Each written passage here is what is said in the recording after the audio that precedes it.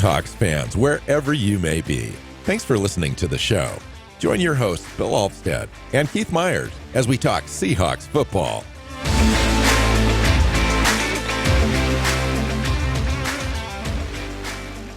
Hey, Seahawks fans. Welcome back to another episode of the Seahawks Playbook podcast. I'm your host, Bill Alvstad, sitting down with co-host Keith Myers, here to talk Seahawks football.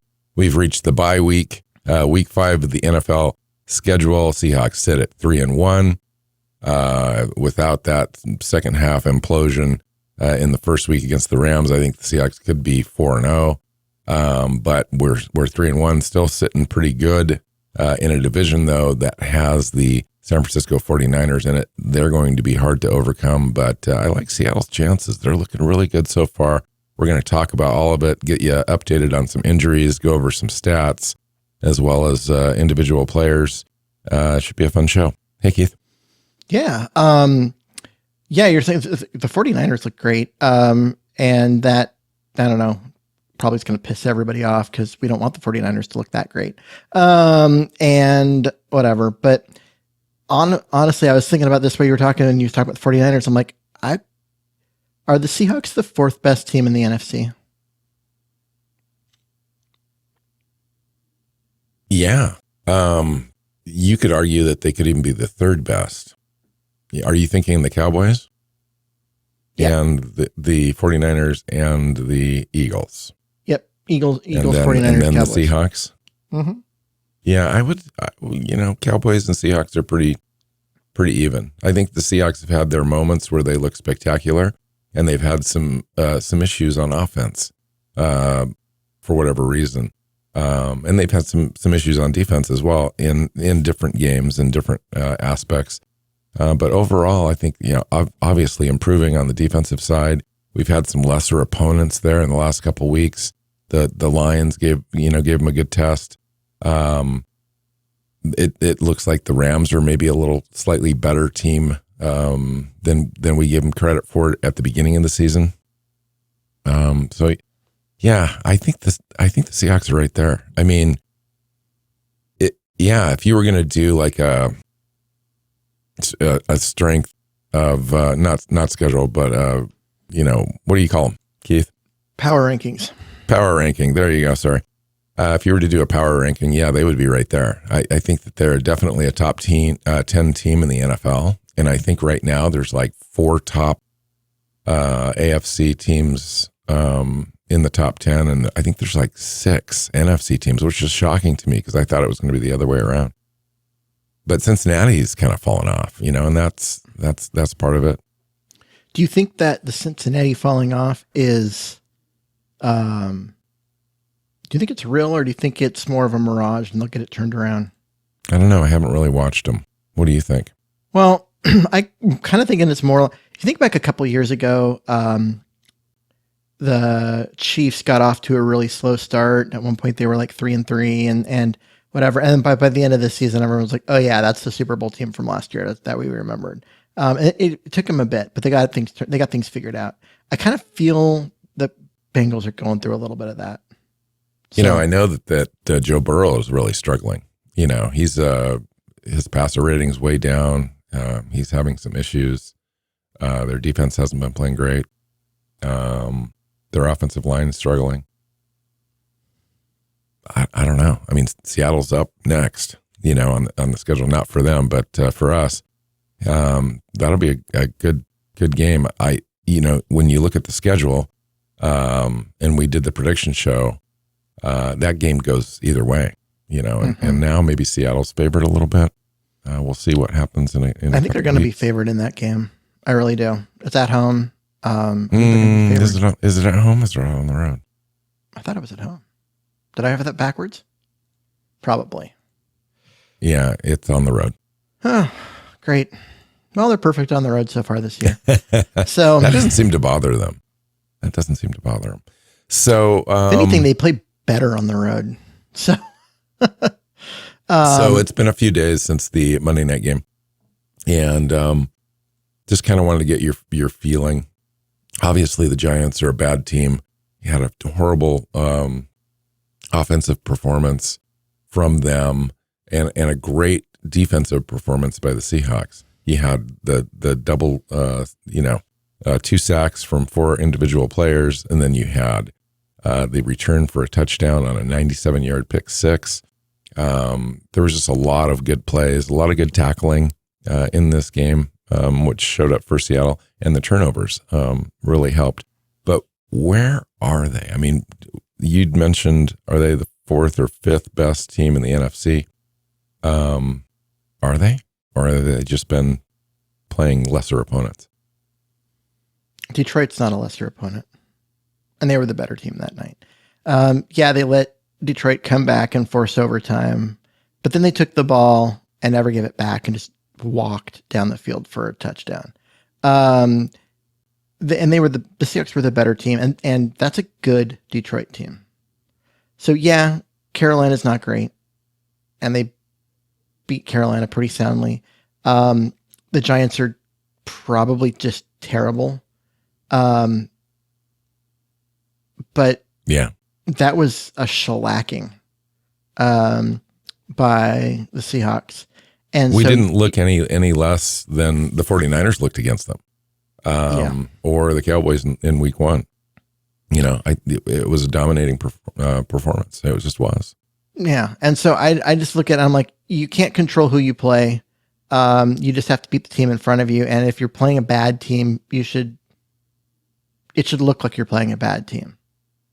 And against Carolina and New York, it looked like they were playing a bad team. So Seattle's defense has generated 98 pressures this season, first in the NFL. Last year, through 4 weeks, Seattle generated 50 total pressures, 29th in the NFL. So that's almost double the production in the first 4 weeks. Yeah. And we're defending the run really well. That's the thing is it's not like, oh, we're getting a lot more pressure, but we're being awful against the run in order to do it. They're one of the best run defense teams in the NFL, and they're still generating pressure. What's going to be what's going to be frustrating for a lot of fans is they're generating pressure, but still giving up a lot of completions and first downs and all of that. And that's one of those things that you saw in the last couple games, really this last game more than the first one, but they're starting to get the cornerbacks up a little tighter. They're starting to squeeze those routes a little bit and not give up so much underneath. And where it's an easy first down. Yeah, they'll still give up completions underneath, but if guys can come up and make the tackle after 3 yards or after 2 yards, you can still put teams in, 3rd and medium, 3rd and long, and get stops and get off the field. And that's what we saw, especially against the Giants. They were able to get off the field quite a bit. They offense didn't do much once the defense got off the field, though, and that put the defense back out there. At some point, this team's going to play a complete game, offense and defense. And when they do, I don't care who they're playing. No, but I don't think anybody can stop them. Yeah, there's very few teams in the NFC that are going to keep up with them, and I can probably think of 2 if they actually really put it together. We've got a pretty decent schedule right now in front of us. Immediate schedule. We've got the Bengals on the road. We've got the Cardinals at home. We've got the Browns at home. Ravens on the road. Ravens have been mediocre, struggling a little bit. I think they're 2-2. Then Commanders at home, and then the Rams. I mean, and then the schedule gets legit after that. No, those are not gimme games, but we're going to be favored in every one of those games. And if Seattle does their business, we'll go into that Thanksgiving night game 9-1. Yeah, the Seahawks will be favored. The Seahawks will be favored in all those games. I think that is, I can't imagine that not being true. And if they go into that at 9-1, right? It's a distinct possibility here. I'm thinking 8-2 is probably more realistic because every once in a while there's a stinker in there somewhere, right? But still, right? That you're going into that stretch 4 really tough games.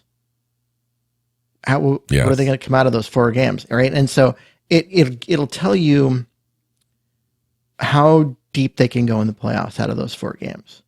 They go 4-0. They go 4-0 in those 4 games, Oof. right?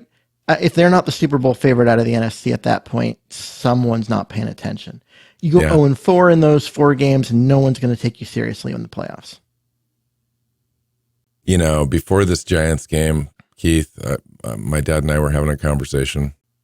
He's a lifelong Seahawk fan, now 83 years old this year. But he still loves to talk shop. And he's still got that old Seahawk skepticism built into him because he's seen so many seasons where, you know, we've just come up short or whatever. And, you know, so he had these lingering doubts, and I had these lingering doubts about even this Giants game. Which team's going to show up? What, you know, are they going to be able to get to the passer? Are they going to be able to stop the run? Is Saquon Barkley going to play? And if he does, is that going to be a difference maker? All those kind of things. And every week now I'm getting more reinforcements that the Seahawks are for real. They're legit. They've got a legit pass rush. The pressure rate, while they hadn't gotten to the passer against the 3 previous teams against the Giants, they really hit it home, but they were still getting all the pressures. And it just kind of all came together in this game. And I realized that the Giants are what they are, but we still performed at a high level and executed and got the job done. Some of this credit, I wanted to ask you about this, may go to their new coach, pass rush specialist, B.T. Jordan, who came on in the offseason, well thought of around the league. Seattle was able to get him, and I'm seeing some difference, you know, in some of these players. Yeah, I mean, part of it I think is the players. Also, let's not discredit coaching. I give a lot of credit to the offensive line coach. In our last show, you're right to give credit here, but I would also say that Boye Mafe is having a good year. He's really active, really doing things. And Chinonwasu has looked really good. And they're getting pressure up the middle from Jerron Reed, which is something they haven't had in the last couple of years. Like Darrell Taylor's still getting off the edge. They've got guys that can get after the quarterback. And yes, it's nice that because of coaching and scheme and that kind of stuff, they're being given opportunities to do so. But some of it's the guys. Some of it is just they've got some really nice athletes. Yeah, Jerron Reed is having an amazing year. We were going to go through some free agents. We were basically going to have a checkup on our free agents that we got in the offseason. Jerron Reed's one of those. Turns out he's one of the most integral parts to this defense. Had an off year last year a little bit in Green Bay. Come back to the Seahawks and is really having a huge impact on the line, in the locker room. You know, the key plays during games, getting to he's got a couple sacks from that position. He's just been all over the place. Let me see what he's got. He's got 16 tackles, 2 sacks statistically, but he's affected a ton more plays than just that. Yeah, I think he's having a fantastic year. I mean, this may be, he had that 10.5 sack year a few years ago, but and we'll see where he ends up as far as that particular stat. But this is so far looking like maybe the best start of a year to his career, because it's not just that he's getting sacks like he did that year. Well, he did more than that year, but that was kind of his contribution. This year, he's part of the reason why the Seahawks are significantly better against the run. You know, he's known as being a guy that can get after the quarterback up the middle, but he's been a big improvement against the run too. Mm-hmm. And he's having a phenomenal year. I think that acquisition to be the nose tackle, you and I both were like, he's more of a 3-tech. He's better there, but the team's like, nope, we're going to play him at nose. And we were both like, that seems like a waste of his skills. It's not a waste of his skills. They're getting a lot out of him in that spot. And so, I I really like that signing, especially the value that they got for the contract. This is the value.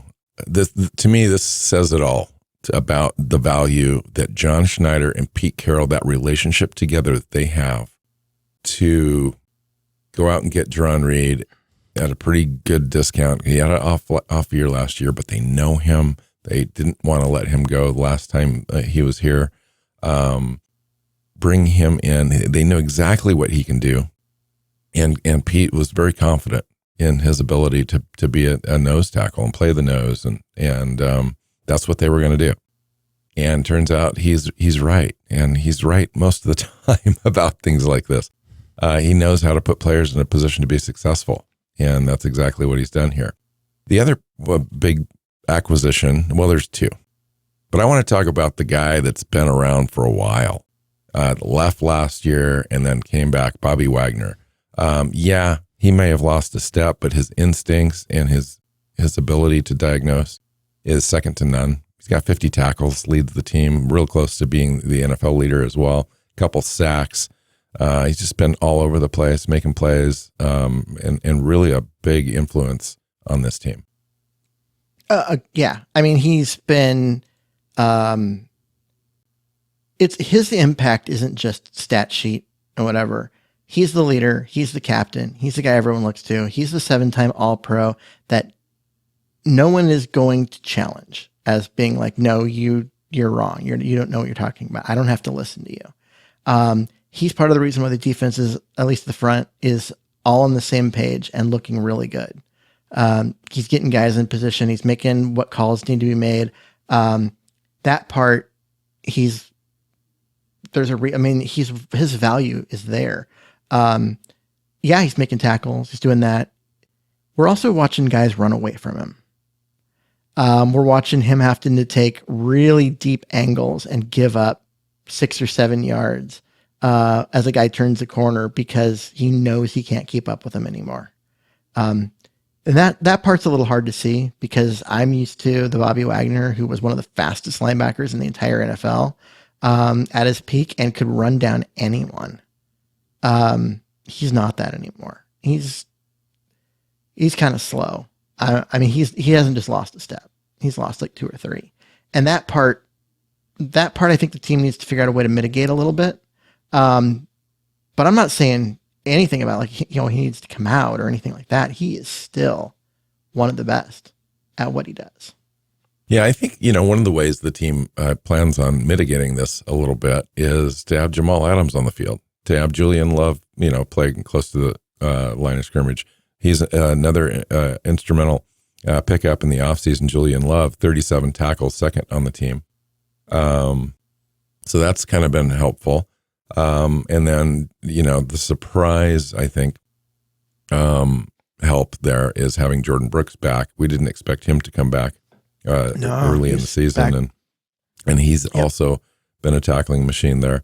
The other guy that we acquired, the big spend in the offseason, was Dermont Jones, free agent from Denver, coming over to play the 3-tech defensive end spot on this 3-4 defense.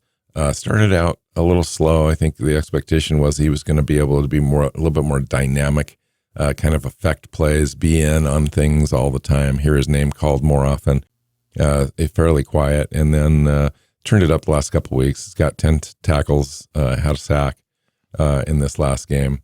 What are your thoughts? Yeah, I mean, the position he plays, the job that he has to do, you may not see it as much on the stat sheet as far as the impact that he has. One of his jobs is to keep Bobby Wagner clean, and that's hard to do and be disruptive. But he's finding his footing within this system and starting to really click a little bit. We'll see if that continues it better because they gave up a lot because they thought he could be that guy who could do basically everything: stop the run, get after the quarterback. He's done, he's done all that in the past. He's done that so far, but he hasn't done it at the level he had, I think, 8 that they sacks wanted last him year. to. Yeah. So they need to pick him up a little bit. We'll see. Mm-hmm. Mario Edwards, again, underrated signing, man. Yeah, I mean, he was a guy that you looked at and you were like, okay, this is a depth, this is a rotational guy. They don't really have, when they said, okay, we're putting John Reed at the nose, you're like, oh, well, they need a guy that can cover where we thought Reed was going to play, and I guess that's Mario Edwards, who has never been, never been a dominant player. Everyone thought he was going to be coming out of college, but he's never really lived up to that. Never really developed as the dominant pass rusher. Been a really good run stuffer his whole career, but all of that. He's come in and looked, especially considering he was so freaking cheap. They paid him very little. He's come in and been a huge part of what's going on the defensive line. He's active. He is strong. He's not making mistakes. He is. He's punishing guards, and I like it. He's fun to watch. He's been much better than I expected. Yeah. Again, here's another thing. Pete was real confident about Mario Edwards in the offseason. They acquired him. Pete, they had a press conference later on. He was hyping up Mario Edwards as being an underrated guy. This guy's going to be in the mix and in the rotation and factor in for us, blah, blah, blah, all of Coach Pete Carroll speak. And sure enough, guy shows up and is playing really hard. And he's one of the guys that makes the stopping the run aspect of this defense really work. And he's doing a great job. What's the theme so far, Keith? Quiz time of all these free agents that we've mentioned so far. One, they can stop the run. I mean, that's the first thing. The other thing is they're just guys that work. They just work. They work hard. They do. Their effort level and we hit on every one of them. Each one of these players we've talked about can be deemed a success, at least early in the season, which is great news. I mean, sometimes when you go out in free agency and you acquire talent, sometimes they don't fit, sometimes they work, sometimes they don't, sometimes you overpay, you end up having a regret. It doesn't look like we have any of those on this roster in this season's free agents. There's a few more to talk about. Center Evan Brown. Let's go to the offensive side. We've been talking about defense. Evan Brown. He's been solid.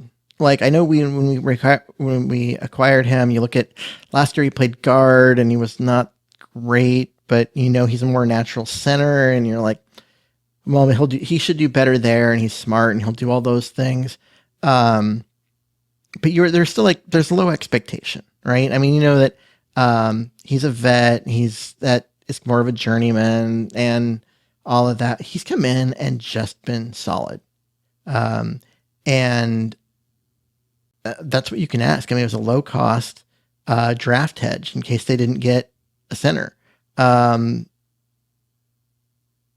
I've been very pleased. And he's been able to pick up the slack too for Damian Lewis when Lewis has been out a few different times. He's slid over into the left guard spot and allowed Oluwatimi to come in and play center, which is his only and natural position. Evan Brown kind of swing around a little bit. So he's just been really valuable. I mean, really valuable. He's going to get overpowered once in a while, but we're kind of used to that here in Seattle with our centers in this division. But he's getting overpowered a lot less than last year. Yes, right? True. He's been an upgrade. He really has. Devin Bush, went through training camp, looked like he was going to be better than advertised. Kind of back to his old self, maybe a little bit more confidence in his knee after a couple of seasons. And he's just been kind of banged up and not really available for Seattle to use. And part of it is simply that Jordan Brooks got healthy faster than we expected. That's true. And there hasn't been as much playing time for him. But when he's been healthy, he's been out there on special teams and willing to put in the effort there, which is always good to see from a vet. It means he's bought into helping this team win. And he has gotten some playing time with the defense. And when he has, his ability to cover running backs out of the backfield has shown up. So, because that has been a weakness now with for Wagner and Brooks, because as good as they are against the run, they're not. Brooks has never been great in coverage, and Bobby's not as fast as he used to be. And so having a guy that can fill in that role and do some of those things has been great. So, yeah, I know nice they've used Radigan too. Yeah, that's right. They use Radigan quite often too, to come in and fill in as well. They just pull him up off the practice squad now at this point, or actually they signed him to the regular roster, and they were kind of doing that roster flex thing. And then Artie Burns, I will count him as a free agent. We re-signed him. He's got 6 tackles on the season, has come in, played sparingly, but when he's come in, he's been effective. And let's talk about the rookies. We already know now that the free agents have been making a really big impact on this roster this season. How about the rookies, Keith? Well, you start with Spoon, right? Witherspoon, the corner, missed the first game, came back, and since he's come back, he's one, been good, and 2, been improving. When you start out good and then you improve, you end up with a game like he just had, where it was a dominant everything comes together. 2 sacks, 6 tackles, 2 pass breakups, and a pick 6 that went 97 yards.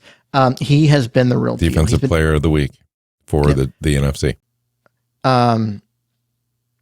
He's been every bit the value of the 5th overall pick.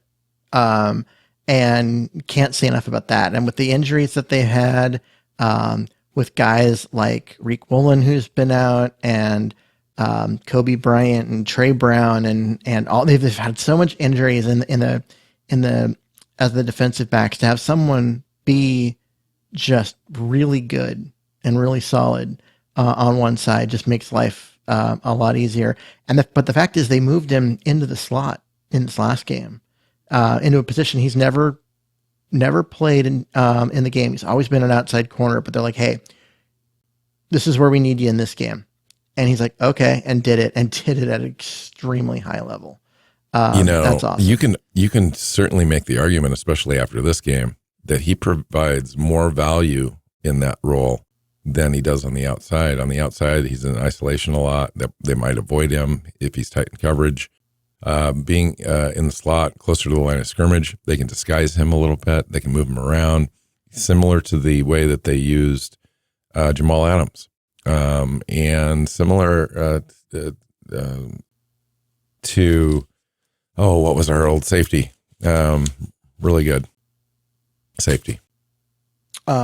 Earl? Before he left in free agency. Thomas. Earl Thomas. He's kind of reminds me of Earl Thomas. He got a little bit of that fight in him, that feistiness, the physicality, the quick instincts, the killer jump and drive to the ball, and just the knockout punch, when he hits you. I mean, it when he hits you. He's got 23 tackles on the season. You mentioned him only playing 3 games. That's in 3 games, 23 tackles, 2 sacks, an interception, a whole bunch of pass defenses. Impact player for sure. How about Jackson Smith and Jigba? So as far as stats goes, this is like the one big disappointment I've had so far. I really expected him to have a huge impact. I think you expected him to have just a monster impact, and he hasn't yet. He's had a couple catches, and that's about it. Hasn't been the big chain mover, hasn't been the high reception guy. I think that's coming. I mean, playing receiver in the NFL, very few guys come in and just are the real deal week 1. And there are very few guys, like Jamar Chase did, and a few others. But most guys take time for things to really come out and show up on the stat sheet at wide receiver. And I think his breakout's coming. We just haven't seen it yet. But assuming that this is what we get out of him this year, I would say it's been kind of a disappointment. So he's got 12 receptions, 62 yards, 5.2 yards per reception with a long of 16. I would argue that the team would be better served if they targeted him a little bit more. And the reason I say that is that he's a playmaker. You get the ball in a playmaker's hands. You try to get him in open space. You kind of disguise and do some rub routes and all that kind of stuff to get him open.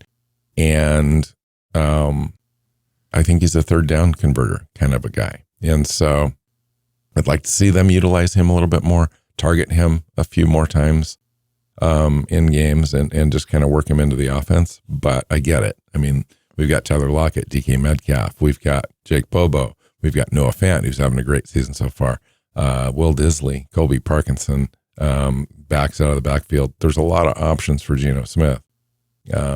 So it's just you're right. I think it's just going to take some time, integrate him in, and just keep at it. 12 receptions a quarter away through the season isn't horrible.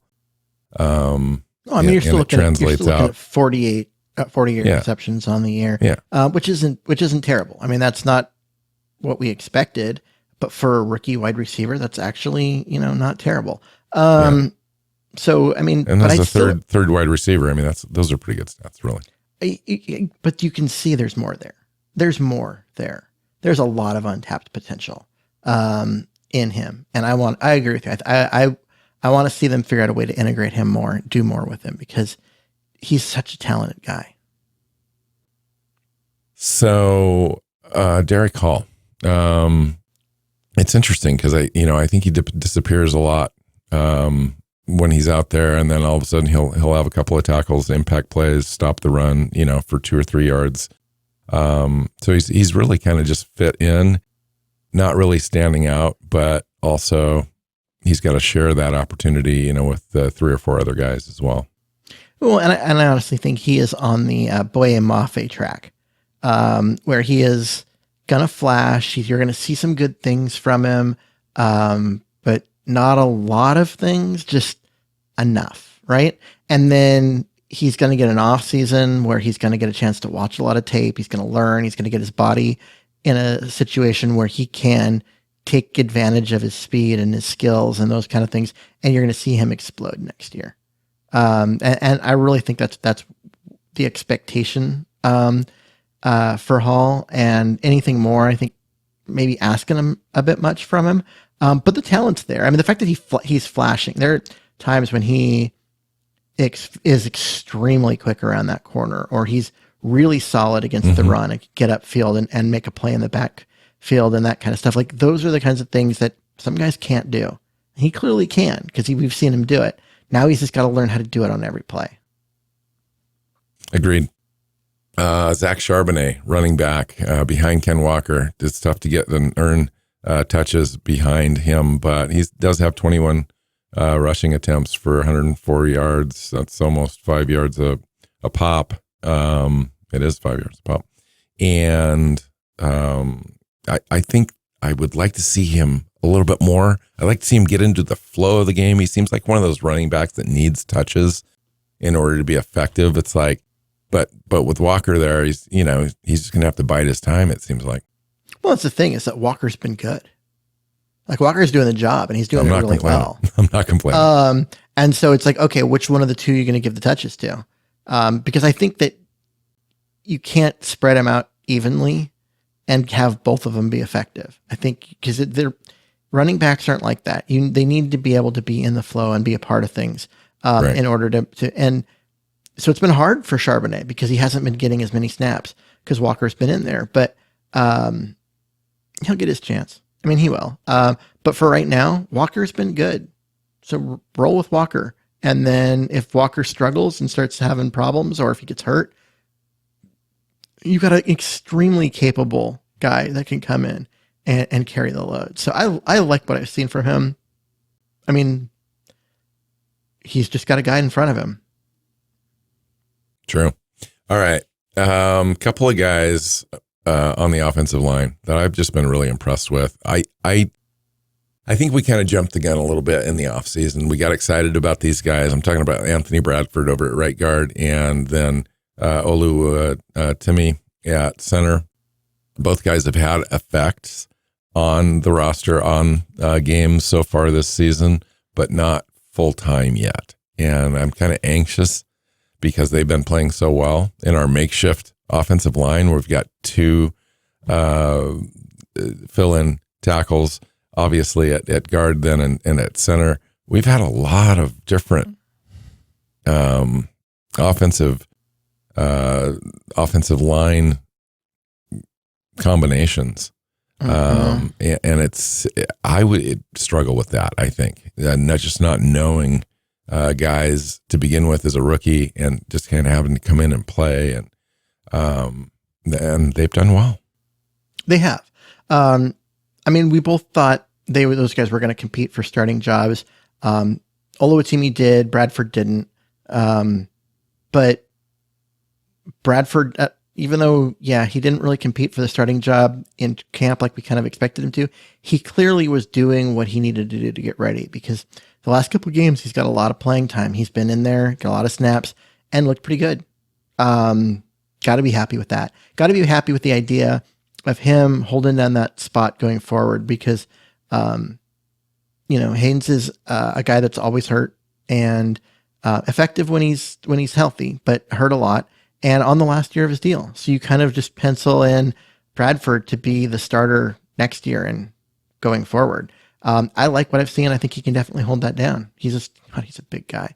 Oluwatimi has been able to come in, whether it be for Evan Brown when Evan Brown would get hurt, or to come in and push Evan Brown over to left guard. And you can't tell that there's a rookie or a backup in that spot. He is just as good. It looks just as clean, just as polished as Evan Brown, which is a fantastic thing to say. Like the fact that he can come in off the bench for the starter and you can't tell there's a backup in there. That's great. Absolutely. Yeah. It's great for the future of this offensive line. The only guy up for contract soon is, Evan Brown signed a 1-year deal, but Damian Lewis over at left guard. Based on the idea that Damian Lewis has just struggled his entire career to stay healthy, maybe a guy like Evan Brown makes more sense to sign in the offseason. I don't know. I don't see the team signing both those guys. And if they had to choose one, Evan Brown would be less expensive probably, and stay healthy and do the job. He might be the guy. But at their peak, Lewis is the better player. Oh, absolutely. Absolutely. At their peak, when with and healthy, Lewis is the better player. It's hard to say no to a guy that can be dominant the way he can. And he may not get a lot of looks out there with his injury history. Mm-hmm. And so, maybe he comes back on a 1-year deal. Jarek Reed, the safety. He's had some opportunities, not a lot, more on special teams. I really like him on special teams. He's kind of a go-getter guy.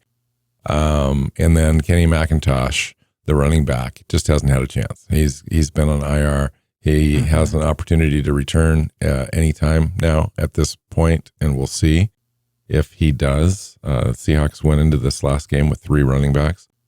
They'll need to do some roster shifting. We've currently got 4 tight ends on the roster too. I would imagine that's probably where they make a move. Yeah, they went to 4 tight ends because Will Disley was banged up and had to miss some time. But now that he's healthy and back, you can easily see them deciding to try and get a guy through onto the practice squad. So we'll see. They run a lot of 3 tight end sets though. And when you're running 3 tight end sets and you've only got 3 tight ends on your roster, what happens if one of them gets hurt? Well, there's a chunk of your playbook you can't do anymore. So that might be helping out the tackles that are filling guys. Yeah. So that may be why they're running with 4 tight ends, and they continue to do so because they need guys that can help their offensive tackles, and they need to be able to, like I said, if a guy gets hurt, guy rolls an ankle, and now you can't run your 3 tight end sets, which are such a big part of the offense right now. I don't think they want to be in that position. So, okay. So we've kind of gone through all the additions to the roster this year and the impact they're having. And overwhelmingly, it's good. We've hit again on 5 or 6 of our rookies that have already contributed quite a bit to the roster and to the wins, and as well as the free agents. And sometimes years, you'll have free agents that don't really come in and have an impact. I think this team is good. I think I predicted like 13 wins in this season. And based on the way they're playing currently and their upcoming schedule in the next 6, they could get there. And this could be kind of one of those sneaky special seasons where we could end up in the NFC Championship game where anything can happen. Mm-hmm. I mean, we'll see. Oh, come on, Keith. No, I still have that old school Seattle skepticism. I've seen too many Mariner seasons that ended like the one that we just finished. Too many Seahawks seasons that were great in the beginning and then disappointing. I'm too much of a cynic because I've spent too many Seattle sports seasons to be too optimistic. I need to see it. I like what I've seen so far, but you're gonna have to give me a couple more weeks of them playing well. You're gonna have to convince me that Julian Love is going to rebound and be the guy that we thought he was going to be when he was signed. Notice you didn't bring up his name as a free agent signing. That would have been the disappointment, the guy that might have been a miss so far. Well, he's got 37 tackles. I mentioned him, but he just isn't. He's not been prominent yet. I thought he would be. He's been prominent in missing coverages and giving up. Yeah, giving up. I'm hopeful that downs. Gets better. I think that's just an adjustment for him. I think he gets better in that role. Maybe I'm wrong, and maybe he's just closer to the line of scrimmage guy. And I thought he was a little bit more diverse than that. So we'll see. We'll see how it goes. There's a few things that I think the Seahawks need to work on. 2 things in particular. One is stopping third down conversions. We're almost allowing 50% third down conversions against our defense.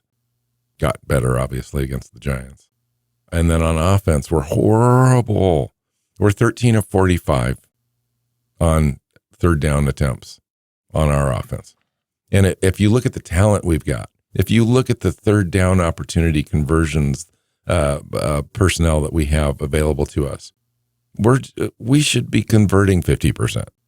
And so that's got to be really frustrating for Pete. And that's probably going to be one of the big things that they try to hone in on in these next 6 weeks.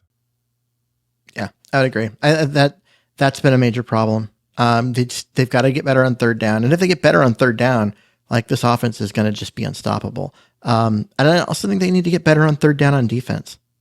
They're giving up too many third down conversions. 33 to 63. Yeah, more than half. You got to get off the field. You got to give your offense more chances. Get off the field, get the ball back. Don't let them just methodically run the clock out on you. You did great on first and second down. Now finish. Get off the field. And if you can do that, I think this team will be all right. But you're right; those are things that need fixed. Yeah, we're doing great against the rush. We're only allowing 3.2 yards per carry, 110 yards a game. That's I'll take that all day. Conversely, we're averaging 4.4 yards on our side, but we're only rushing for 99. That's because we haven't been able to convert on third downs. We're literally handcuffing our offense. We've got this explosive potential offense, and we can't get out of our own way. I'd like to solve that. That's got to be that's the largest issue, I think, on the offensive side. Easy is converting on third downs, because if we can keep those drives going, guys like Jackson Smith and Jigba he's gonna be a factor. But when we don't have those opportunities, we're still scoring points too. It's just it's crazy. But as long as we're winning, I guess it's something you can overlook a little bit, but at some point that thing's going to come back at you. So, anyway, I think that's good for this show. I think what we wanted to do is kind of recap, the season so far, give you an update on all the players and all that kind of stuff. we got a special show coming up. I should have probably mentioned this right at the top of this show. We've got our next show is the 500th consecutive weekly episode of this podcast. And Keith and I are really proud of that. And so we're going to just come on and we're going to do a question and answer show. And basically, if people want to send questions into us, we'll take those and we'll answer those. But I think we're just going to ask each other some questions, mostly not football related. We've been around for a while. We've known each other. We've known each other from this show and the Seahawks. So, and we've gotten to become close friends through this. And so we've got questions for each other, just to kind of share insights into us as human beings to our audience. So that'll be a fun show. That's coming up. We're going to record, I think, on Sunday for that one and release it early next week. But anyway, that's it. Anything else, Keith? No. It's a good week for a bye week. I know it's early. We didn't like the idea of it early, but the Seahawks are banged up. Gives them an opportunity to get a guy like Charles Cross back. Gives guys like Jamal Adams an opportunity to get through concussion protocol and get back out there. I think we're going to see a team come out of their bye week ready to just go on a run because they're going to have all these guys coming back. They're going to be healthier, which means they're going to be more talented. Exciting stuff. Yep. Absolutely. Fun. Okay. So let's get out of here. Find Keith on Twitter at Myers NFL. You can find me at NW Seahawk. The show is at Hawks Playbook. You can find the show on your favorite podcast platform. We've got a pretty cool announcement coming up very shortly where we've joined a new network, and we're going to be recording and broadcasting on that, probably starting with our next show. And yeah, so let's get out of here. Have a great bye week, everybody, and we'll catch up with you early next week. We'll talk to you later. Go Hawks. Go Hawks. Seahawks Playbook podcast listeners, thanks for joining us for another edition of the show. You can find us on Twitter. Bill is at NW Seahawk, Keith is at Myers NFL, and the show is at Hawks Playbook. You can listen and subscribe to the show at SeahawksPlaybook.com.